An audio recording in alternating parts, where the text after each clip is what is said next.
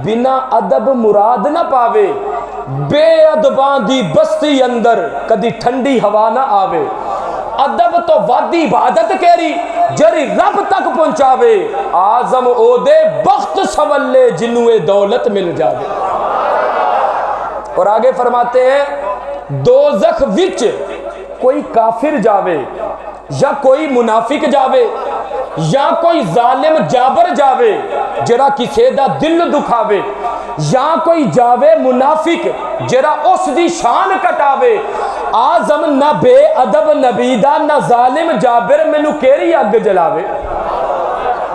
तो ये अदब है जिसकी वजह से यहां भी अल्लाह कामयाबियां अता फरमा रहा है, मरने के बाद भी अल्लाह कामयाबी अता फरमा रहा है। सिर्फ एक दो बात करके मैं गुफ्तगू को मुकम्मल करना चाहूँगा।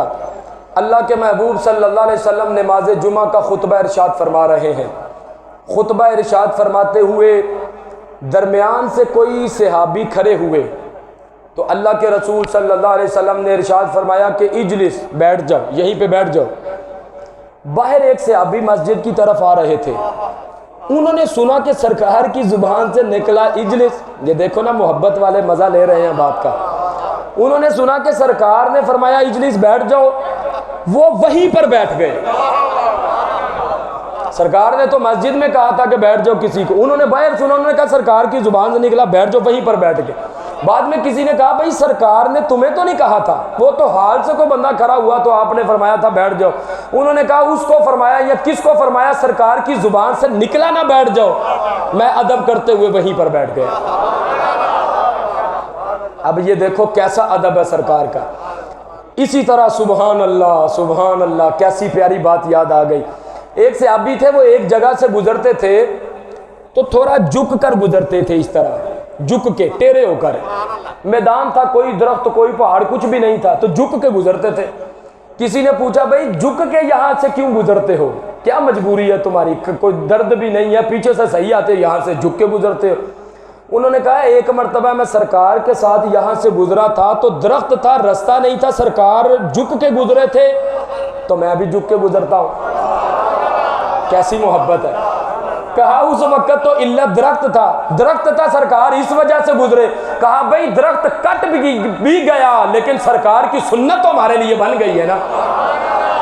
मेरी जिंदगी भी अजीब है, मेरी बंदगी भी अजीब है, जहां तूने आका कदम रखा वही हमने काबा बना दिया। ये देखो सरकार का ये अदब है, ये सरकार की इज्जत व शान है। बस गुफ्तगू को मैं अब इख्तिताम की तरफ लेके आना चाहता हूँ।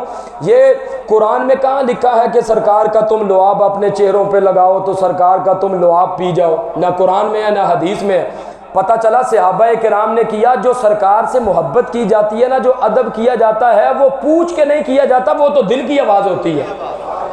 एक बंदा अपने बच्चे से मोहब्बत करता है तो आदमी उसको ये कहे भाई ये कहाँ लिखा हुआ है, तो बच्चों के साथ मोहब्बत करना इंसान की फितरत में शामिल है।